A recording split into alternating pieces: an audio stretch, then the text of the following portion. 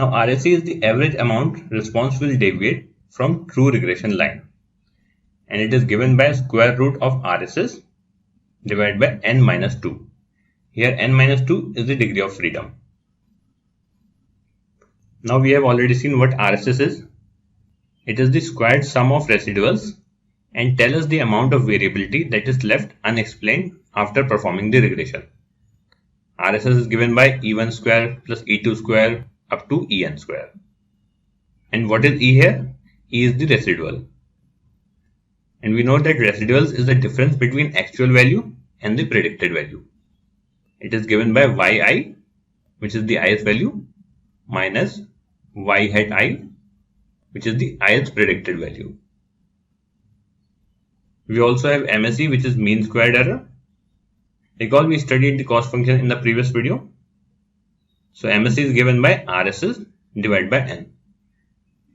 So we can either use RSE or MSE. But the lower the value of RSE or MSE, the better will be our model. Now RSE is an absolute measure and it is measured in units of y.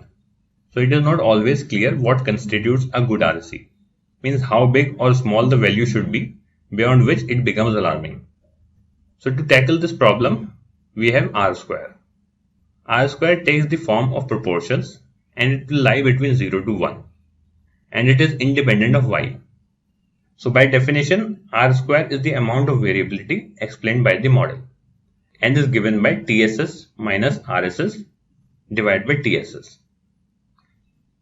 Now TSS is the total sum of squares, which is the amount of variability inherent in the response. That is variability before regression. And it is given by the summation of yi minus average of y. Then TSS minus RSS is the amount of variability explained by regression. Hence when we calculate R square, which is given by TSS minus RSS divided by TSS, it means it explains the proportion of variability. That is, R square of 0 means nothing is explained, and R square of 1 means 100% of the variability is explained by the model. Now there is a problem with R square, which is also a problem for RSE. That is, they are variable sensitive, which means R square will increase and RSE will decrease if we add more variables, irrespective of that variable having an effect on the model or not. Therefore, we need a more robust statistic which is independent of the variables. So for this purpose, we use adjusted R square. Now I am skipping the formula here, but just understand that adjusted R square is a modified version of R square that is adjusted for the additional variables. So addition of variable will not have any impact on adjusted R square. So this is a more robust statistic.